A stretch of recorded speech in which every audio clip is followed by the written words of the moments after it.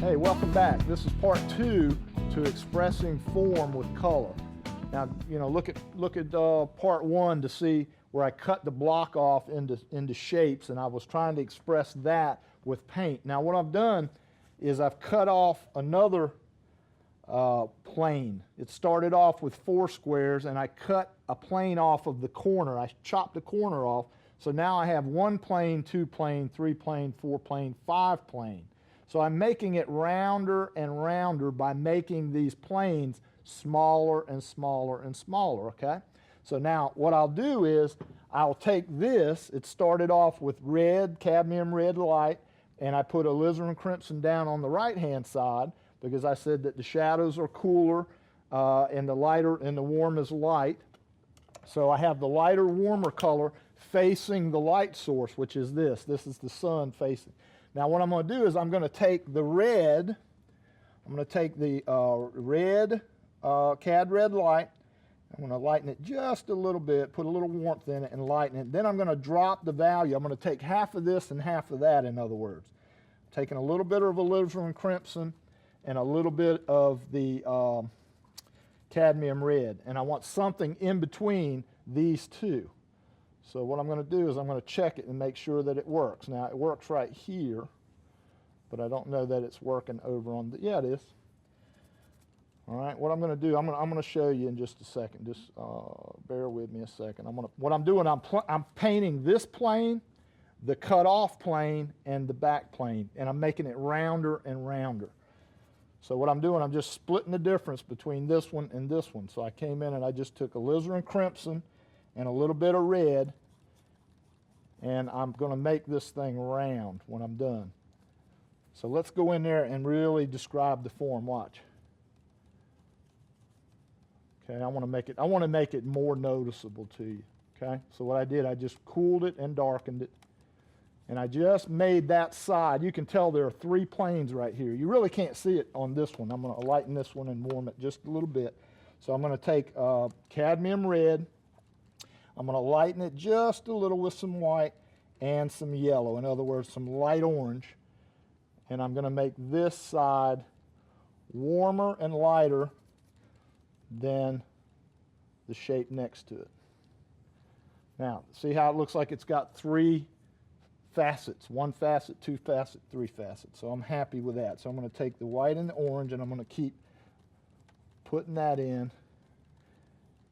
Now I'm using color to make the changes in form. I'm lightening it and warming it the closer that the light is. The light is hitting from over here, and it's wrapping around this side and going this way.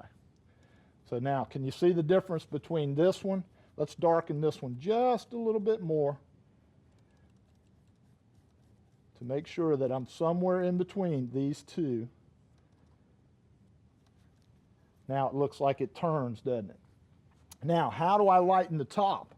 I just add even more red. I add some red and some orange to it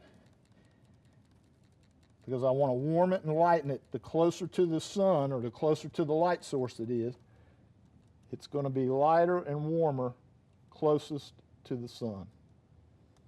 Or still life lamp, if you use a still life lamp when you're doing still lifes. Now, do you see how I've made form? I've made this block look like it actually has sides and planes on it. Now, when we do one more thing, you just do the same thing over and over. I'll just cut these off and then cut those off. And when I get done, the whole thing is round, because now instead of 4 or 5 planes, I've got maybe 10 planes. And when all is said and done,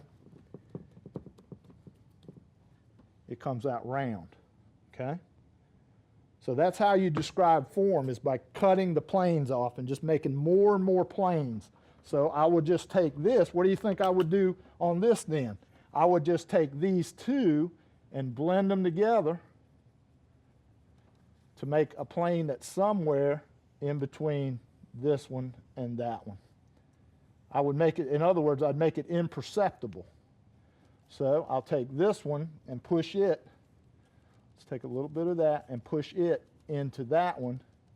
Now you see how I've lost the corner completely? Because now I have many, many planes, and it looks like it's round, doesn't it? Isn't that cool?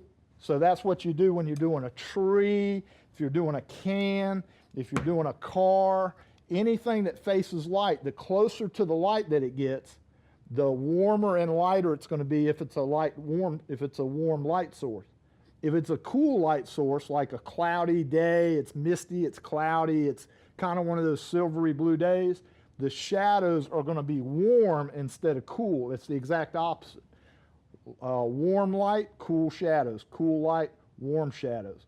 So always think about the light source and turning your form. I've heard that over and over, turning the form, turning the form. Just think about what plane is facing closest to the light source and make that plane lighter and warmer than the other planes, and it gets progressively cooler and darker as it goes away from the light source.